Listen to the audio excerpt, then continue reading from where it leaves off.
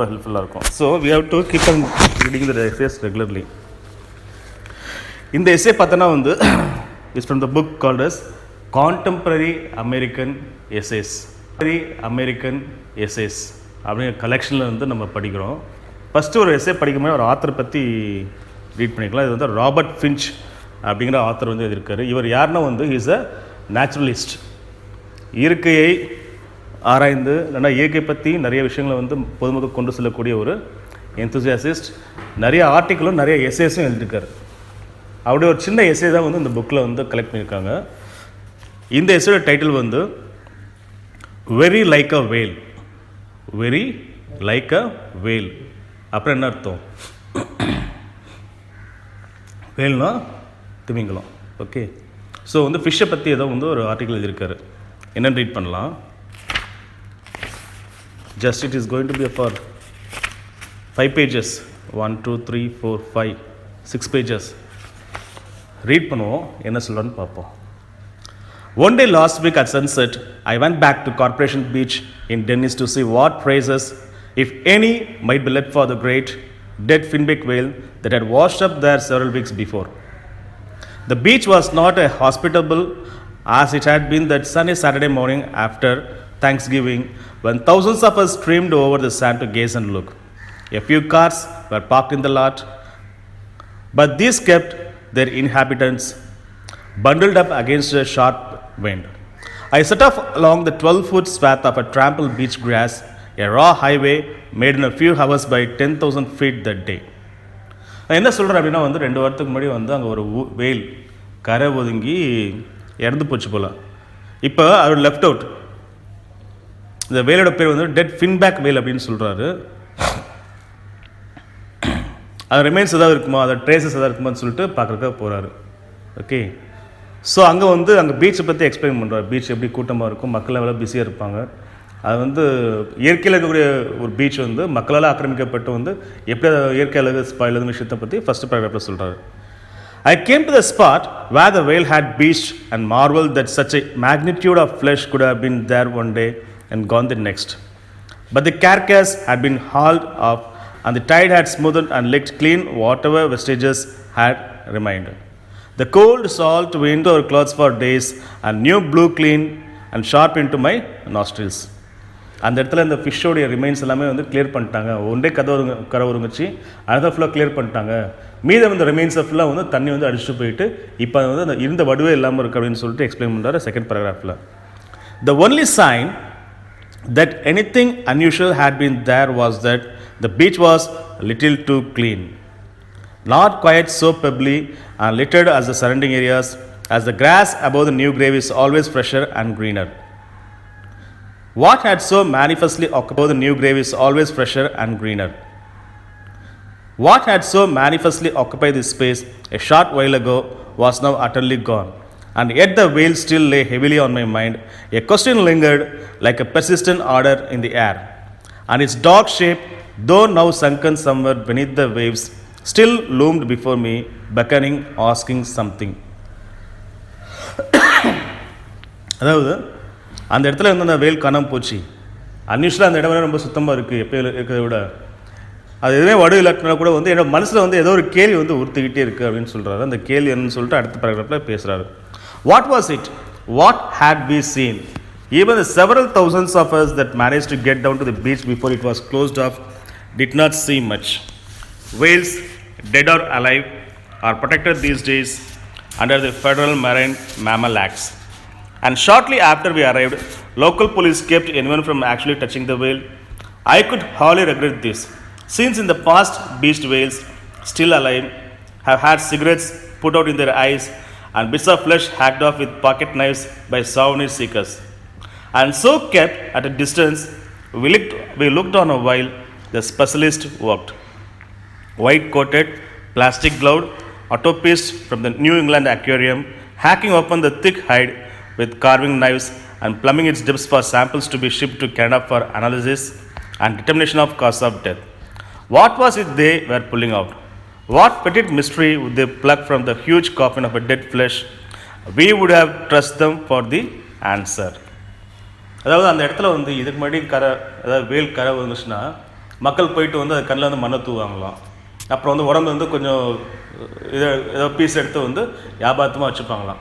அது இறந்த வேலை இருந்தாலும் சரி, உயிரோட இருக்கிறதா இருந்தாலும் சரி, மக்கள் அந்த மாதிரி துன்புறுத்திட்டு இருந்தாங்களா. பட் இப்போ வந்து ஃபெடரல் லாவோட கண்ட்ரோல் கீழே, அதாவது போலீஸ் டிபார்ட்மெண்ட் கண்ட்ரோல் கீழே வந்து அந்த ஆக்டிவிட்டி உள்ளே வந்ததால் ஏதாவது கரவு இருந்துச்சுன்னா, ஏதாவது மீன் கரவு இருந்துச்சுன்னா, இறந்தோ உயிரோட இருந்தோ அவங்க வந்து பாதுகாப்பு கொடுக்குறாங்க அப்படிங்கிற விஷயத்தை வந்து சொல்கிறாரு.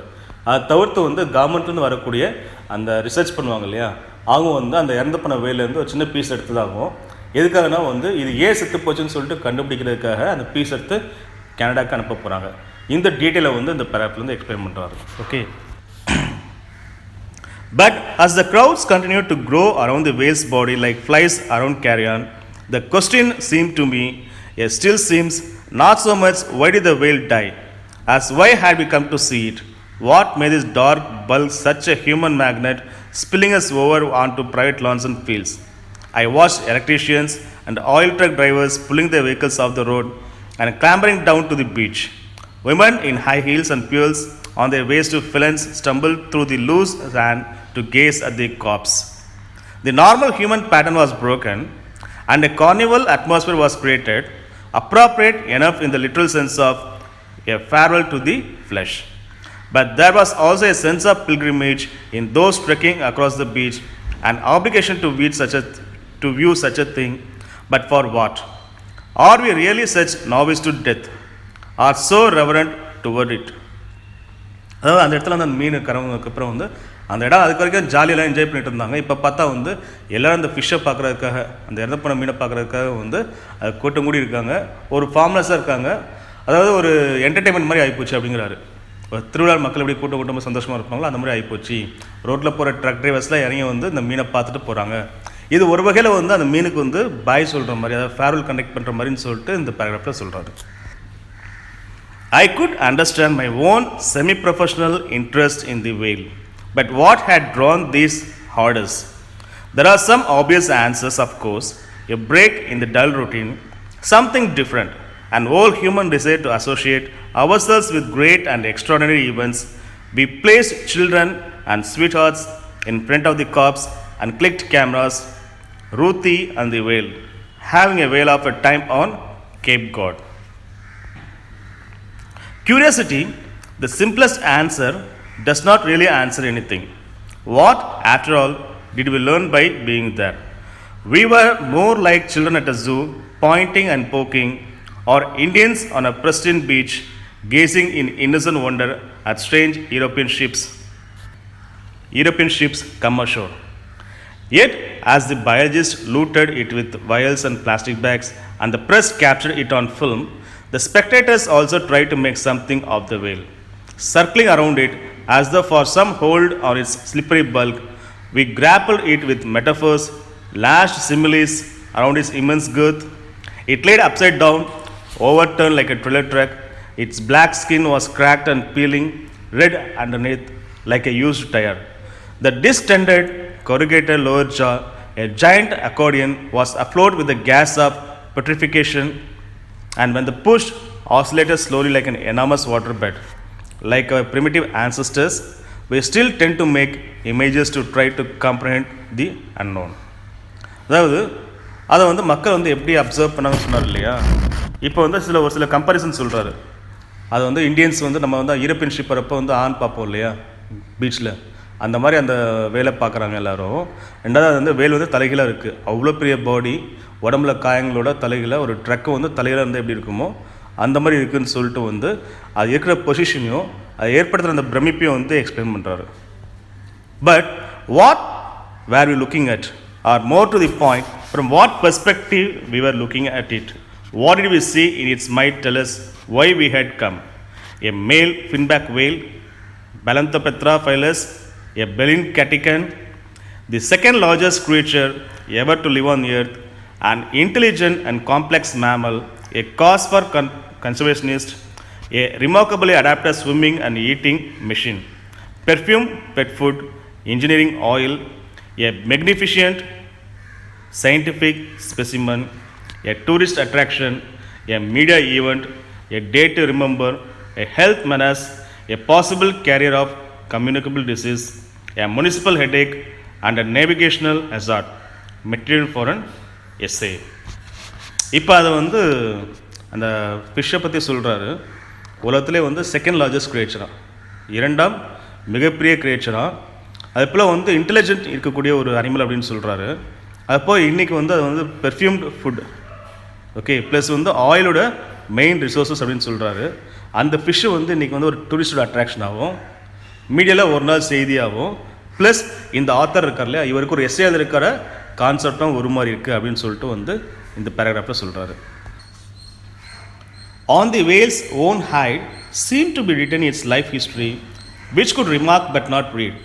The right fluke was almost entirely gone, lost in some distant accident or battle, and now healed over with the white scare. The red eye, unexpectedly small and mammalian, gazed out at us with very blankness, like the glacial scratches sometimes found on our boulders. There were strange marks on roofs in the skin around the anal area, perhaps caused by scraping the ocean bottom. இந்த paragraph என்ன சொல்கிறாருன்னா, அந்த ஃபிஷ்ஷோட உடம்புல வந்து நிறைய காயங்கள் இருக்குது, நிறைய கீறல்கள் இருக்குது. அதை பற்றி எக்ஸ்பிளைன் பண்ணுறாரு. இது எப்படி வந்திருக்கும், அது எப்படி வந்திருக்குன்னு சொல்லிட்டு. வயிற்று பகுதியில் வந்து சில கீறல்லாம் இருக்குது. ஒருவேளை வந்து கடலுக்குள்ளே வந்து அந்த கரையை தொடுறப்போ வந்து அதில் காய் மாறிக்கலாம்னு சொல்லிட்டு வந்து வாழ்க்கை வாழ்கிறப்ப வந்து என்னெல்லாம் நடந்திருக்குங்க விஷயத்த வந்து அந்த பாடி ஸ்கேர்ஸை வச்சு ஐடென்டிஃபை பண்ணுறாரு. காயங்களை வச்சு is try to decode something else. Yes, we could not seem to scratch its surface. The whale, dead, immobile, in full view, nonetheless shifted kaleidoscopically before our eyes. The following morning it was gone, efficiently and sanitarily removed like the week's garbage. What was it we saw? I have a theory, though probably, as they say in New England, it hardly does. There is a tendency these days to defend the whales and other endangered animals by pointing out their similarity to human beings. Cetaceans, we are told, are intelligent. They possess a highly complex language and have developed sophisticated communication systems that transmit over long distance.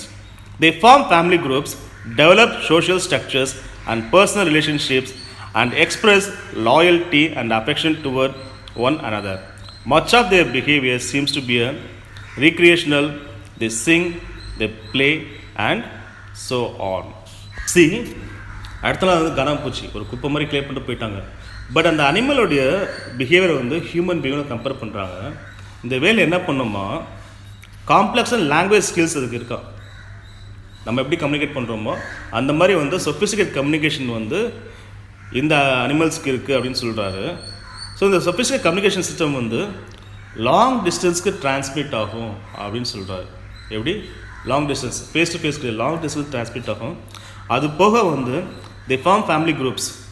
நம்ம எப்படி வந்து friendship இது பண்ணுறோமோ அந்த மாதிரி வந்து family groups பண்ணோமா, ஒன்றுக்கு ஒன்று உறவு வச்சுக்குமா, ரிலேஷன்ஷிப்பில் இருக்குமா, ப்ளஸ் வந்து லாயலாக இருக்குமா, அதாவது மனுஷங்க எப்படி வந்து நம்பிக்கையோடு இருக்காங்களோ அந்த மாதிரி நம்பிக்கை இருக்குமா. ஸோ பிஹேவியரை வந்து ஹியூமன் பீயிங்க்கு ஈக்குவலண்டான ஒரு பிஹேவியராக வந்து கம்பேர் பண்ணுறாங்க. ஓகே, இன்ட்ரெஸ்டிங் இருக்குல்ல அது. These are not sentimental claims. Whales apparently do these things, at least as far as sketchy information about their habits warrants such interpretations. And for money, any argument that helps to preserve these magnificent creatures can't be all bad. மாற வைக்கிது. அது போக வந்து இந்த animals வந்து இப்படி identify பண்ணுறதால வந்து இதை காப்பாற்றோடைய மனப்பக்கம் வந்து எல்லாருக்கும் வருது அப்படின்னு சொல்லிட்டு எக்ஸ்பிளைன் பண்ணுறாரு. இது கொஞ்சம் பெரிய paragraph. I take exception to this approach not because it is wrong, but because it is wrong-headed and misleading. It is exclusive, anthropocentric, and does not recognize nature in its own right. It implies that whales and other creatures have value only insofar as they reflect man himself and conform to his ideas of beauty and achievements. This attitude is not really far removed from that of the whalers themselves. To consume whales solely for their nourishment of human values is only a step from consuming them for meat and corset stabs. It is not only presumptuous and patronizing, but it is misleading and does both whales and men a grave disservice. Whales have an inalienable right to exist, not because they resemble man or because they are useful to him, but simply because they do exist, because they have a proven fitness to the exactitudes of being on global scale matched by few other species. If they deserve our admiration and respect, it is because, as Henry Beston put it, they are other nations caught with ourselves in the net of life and time, fellow prisoners of the splendor and travel of life. இந்த essay வந்து முக்கியமான essay மாற்று. என்ன காரணம் அப்படின்னா வந்து இது வரைக்கும் வந்து நிறைய விஷயங்கள் சொன்னார். சொல்லிவிட்டு அந்த வேலுக்கு வந்து ஹியூமன்ஸ் மாதிரியே வந்து வாழக்கூடிய மனப்பக்குவம் இருக்குது, கம்யூனிகேஷன் ஸ்கில்ஸ் இருக்குது, அதனால் அதை பாதுகாக்கணும்னு சொல்லிட்டு ஒரு விஷயம் வந்து மக்கள் சொல்கிறாங்க இல்லையா, அந்த விஷயத்தை வந்து எதிர்விரையாக பார்க்குறாரு. ஓகே, அப்போ மனுஷன் மாதிரி இருந்தால் மட்டும்தான் அதை வாழ தகுதியான ஒரு மிருகமா? அதான் புரிஞ்சுக்கோங்க. மனிதனை மாதிரி இருக்கிறதால தான் வந்து அது வாழ தகுதியான ஒரு மிருகமா? அப்போ அந்த பாயிண்ட் ஆஃப் வியூவில் வந்து அந்த வேலை காப்பாற்றணும், அந்த வேலை பற்றி அப்சர்வ் பண்ணி நினைக்கிறப்ப அது தப்பு. ஏன்னா வேல் வந்து தன்னை சார்ந்தது. அந்த மிருகம் வந்து தனக்குன்னு ஒரு கெப்பாசிட்டி இருக்குது. இத்தனை வருட காலங்களாக வந்து இந்த பூமியோட போராடி அது வாழ்வியல் சர்க்கிளில், அந்த பயாலஜிக்கல் சர்க்கிளில் வந்து சக்ஸஸ்ஃபுல்லாக இருந்திருக்கு. அது போக அதுக்குன்னு சொல்ல தனி கெப்பாசிட்டிஸ் இருக்குது. அதைத்தான் பார்க்கணுமே ஒழிய மனுஷனை மாதிரி இருக்குது, மனுஷன் ஹெல்ப்ஃபுல்லாக இருக்குது ஆனால் காப்பாற்றணும்னு சொன்னோம்னா அப்போ ஒருவேளை வந்து அந்த மனுஷனுக்கு ஹெல்ப்ஃபுல்லாக இல்லை அதை அழிச்சிடலாமா? பிரச்சனைங்க தான் ஆரம்பிக்குது. மனுஷனுக்கு ஹெல்ப்ஃபுல்லாக இல்லை, மனுஷன் மாதிரி இல்லைன்னா அதை அழிச்சிடலாமா அப்படிங்கிற ஒரு கேள்வி வந்து மறைமுக அதில் ஒழிஞ்சிருக்குன்னு சொல்கிறாரு. ஸோ டீஃபால்ட்டாகவே அதை வாழ வேண்டிய மிருகம். நம்மளோட கடமை வந்து அந்த அனிமலை காப்பாற்ற வேண்டியன்னு சொல்லிட்டு வந்து இந்த பேராகிராஃபில் வந்து இது பண்ணுறாரு. ரொம்ப முக்கியமான paragraph. But that still does not explain the throngs who came pell-mell to stare and conjecture at the dead whale that washed up at Corporation Beach and dominated it for a day like some extravagant memento mori. Surely we were not flattering ourselves consciously or unconsciously with any human comparison to the rotting hulk, nor was there much in its degenerate state that it had to teach us. And yet we came. Why? The answer may be so obvious that we have ceased to recognize it. Man, I believe, has a crying need to confront otherness in the universe. Call it nature, wilderness, and great outdoors, or what you will. We crave to look out and behold something other than our own human faces staring back at us. Expectantly and increasingly frustrated, what the human spirit wants, as Robert Frost said, is not its own love back in copy speech, but counter love original response. இந்த paragraph வந்து human பீயிங்கோட அடிப்படையான ஒரு incident பற்றி பேசுகிறாரு. ஏன் நம்ம வெளியே போயிட்டு வந்து மற்ற விஷயங்கள் கற்றுக்குறோம், ஏன் வந்து இயற்கையில் வந்து நிறைய விஷயங்களை வந்து புரிஞ்சுக்க ட்ரை பண்ணுறோம் அப்படிங்கிற ஒரு ஹியூமன் இன்சிடென்ட் பற்றி பேசுகிறாரு. This sense of otherness is, I feel, as necessary a requirement to our personalities as food and warmth to our bodies. Just as an individual cut off from human contact and stimulation may atrophy and die of loneliness and neglect, so mankind is today in a similar, though more subtle, danger of cutting himself off from natural world he shares with all creatures. If our physical survival depends upon devising a proper use of earth's materials and produce, our growth as a species depends equally upon our establishing a vital and generative relationship with what surrounds us. The sense of otherness. Modern கல்ச்சரில் வந்து மனுஷன் தன்னைத்தானே தனிமைப்படுத்திக்கிறான் அப்படிங்கிற ஒரு பிரச்சனை வந்து சொல்கிறார். முக்கியமான issue. Okay, we need plants, animals, weather, unfettered shores and unbroken woodland, not merely for a stable and healthy environment, but as an antidote to introversion, a preventive against human inbreeding. Here in particular, in the splendor of natural life, we have an extraordinary reservoir of capes, untapped possibilities and modes of being, ways of experiencing life, of knowing wind and wave. After all, how many neighborhoods have whales wash up in their backyards? To confine this world in zoos or in exclusive human terms does injustice not only to nature but to ourselves as well. அதாவது நமக்கு வந்து இயற்கையில் உள்ள எல்லா விஷயமும் நமக்கு வேணும். Just ஜாலியாக என்ஜாய் பண்ணுறது கிடையாது. அதனால் ஒன்றி வாழ்கிறதுக்கு அப்படின்னு சொல்கிறாரு. அதாவது இயற்கையோட மனுஷன் ஒன்றி வாழணும், இயற்கையை புரிஞ்சுக்கணும் அப்படிங்கிற விஷயத்த வந்து இந்த பேராகிராஃபில் சொல்கிறாரு. Ever since his beginnings, when primitive man adapted totems and animal spirits to himself and assumed their shapes in ritual dance, Homo sapiens has been a superbly imitative animal.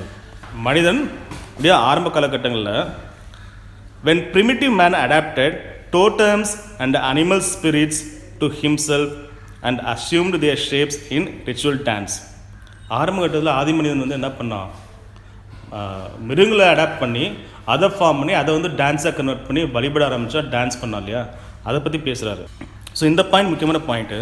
Homo sapiens from மனிதர்கள் okay has been a superbly imitative animal. இந்த point எழுதிக்குமா. He has looked out across the fields and seen and learned.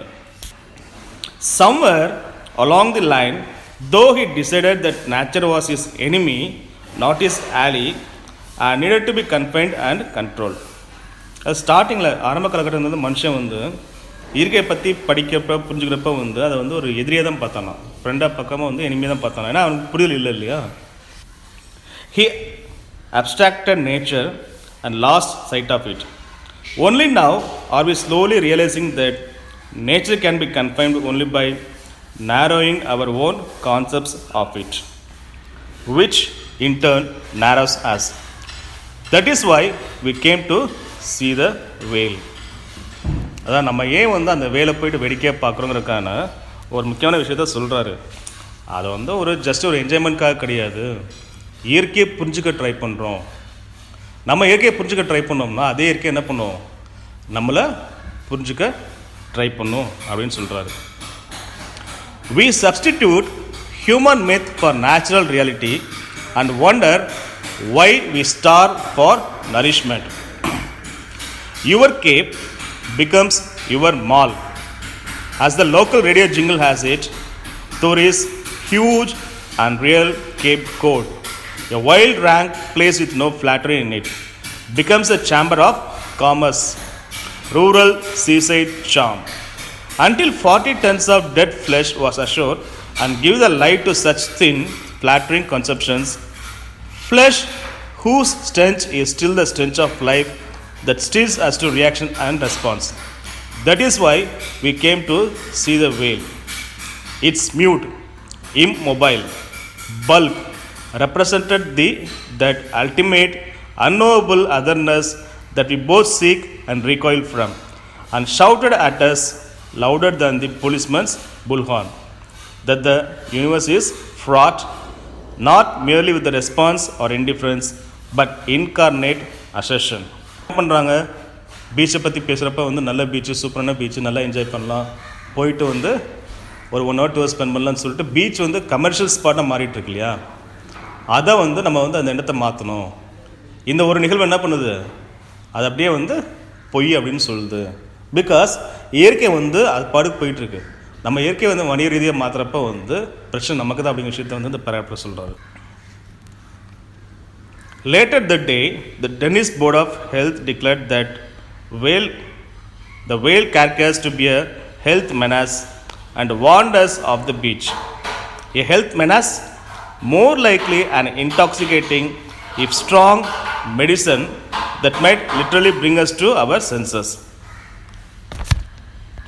அதாவது அங்கே இந்த police people என்ன சொல்லியிருக்காங்கன்னா வந்து இது வந்து உடம்புக்கு ஹெல்த்துக்கு பிரச்சனை வரும், ஆனால் யாரும் பக்கத்தில் போகாதீங்க அப்படின்னு இருக்காங்க. அதை வந்து இந்த ஆத்தர் என்ன எப்படி பார்க்குறாருன்னா வந்து ஆமாம் இது மெடிசன் தான், நம்ம உடம்புக்கு கிடையாது, இது வந்து ஹசாடஸ் தான், நம்ம உடம்புக்கு கிடையாது. பட் இயற்கை ரீதியாக வந்து ஒரு மெடிசனாக இருக்குது. எப்படி மெடிசனாக இருக்குன்னா வந்து நம்மளுக்கு புரிய வைக்கிது இல்லையா, இயற்கை வந்து எவ்வளோ வலுவானது புரிய வைக்கிது இல்லையா.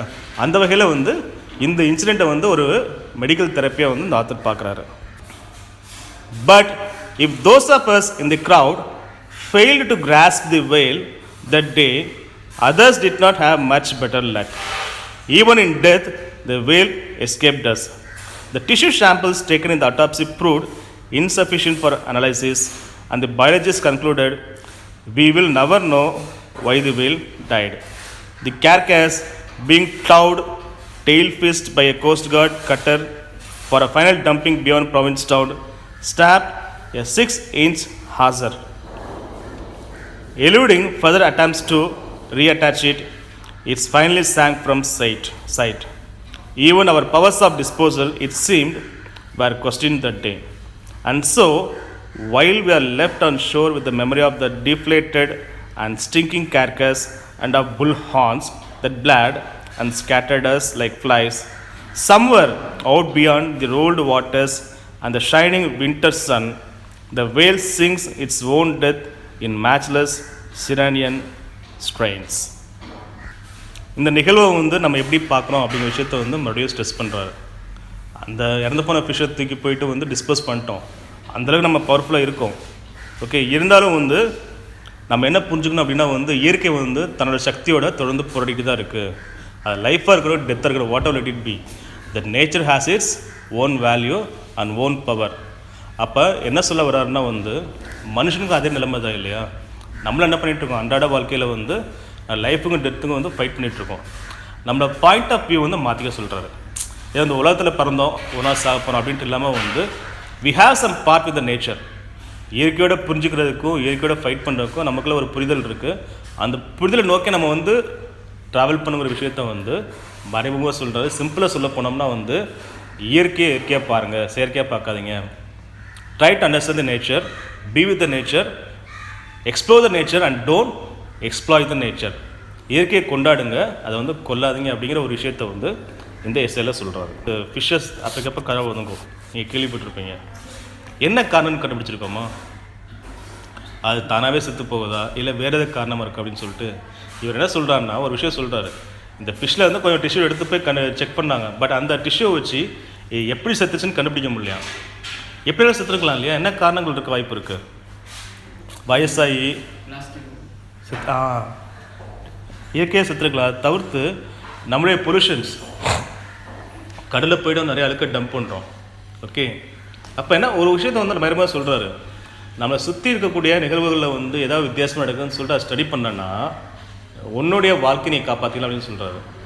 அது இயற்கையாக செத்து போச்சுன்னா ஓகே, இயற்கை வந்து பவர்ஃபுல்லாக இருக்குன்னு அர்த்தம். செயற்கையாக செத்து போயிருந்தோன்னா ஏதாவது கெமிக்கல் கலந்துருக்கு வாட்டரில், இல்லைன்னா பிளாஸ்டிக் கலந்துருக்கு வாட்டரில், அதனால தான் செத்து போயிருக்குன்னா என்ன அர்த்தம்? நேச்சுரலில் இம்பேலன்ஸ் வருதுன்னு அர்த்தம். அப்போ இந்த இம்பேலன்ஸை வந்து இப்போ நோட் பண்ணிட்டேன்னா கொஞ்சமாக என்ன பண்ணலாம், அது வந்து எஸ்கேப் ஆகலாம். இல்லைன்னா ஒரு நாள் நம்மளும் என்ன பண்ணுவோம், காரணம் தெரியாமல் மனித இனம் வந்து அழிவை நோக்கி இருக்கும். இது நம்ம எல்லோரும் கோவிட் பார்த்துட்ருக்கோம். என்ன காரணம்னே கண்டுபிடிக்க முடியல, எப்படி வந்துச்சுன்னு சொல்லிட்டு. இது என்ன காரணமாக இருக்கும்? ஏதோ ஒரு கேரக்டர் எங்கோ ஒரு இடத்துல கேர்லெஸ்ஸாக இருந்திருக்கும். அது அன்றைக்கி கவனமாக இருந்திருந்தா இன்றைக்கி கோவிட் வந்து இவ்வளோ பெரிய பிரச்சனை வந்திருக்காது. அப்போ என்ன சொல்கிறாருன்னா உன்னுடைய சுற்றுப்புறத்தில் வந்து ஏதோ ஒரு பிறழ்ச்சி இருக்குது, ஏதாவது வந்து ஒரு பிறழ்வு இருக்குது அப்படின்னா வந்து உடனே அதை நோட் பண்ணு, ஐடென்டிஃபை பண்ணு. இயற்கையில் ஒரு அளவு இருக்குன்னா அதை என்ஜாய் பண்ணு, அதை போய்ட்டு வந்து பிளாட் போட்டு விற்காத அப்படின்னு தான் வந்து இந்த எஸ்ஸேல சொல்கிறாரு. ஓகே, இவனும் என்னென்னா வந்து அமெரிக்கன் கல்ச்சரில் சொல்கிறாரு. ஓகே, பட் இதே விஷயம் வந்து நம்ம இந்தியன் கல்ச்சருக்கும் செட் ஆகும். ஸோ நீங்கள் இப்போ பீச்சுக்கு போகிறப்ப நீங்கள் பார்க்க வேண்டியது என்ன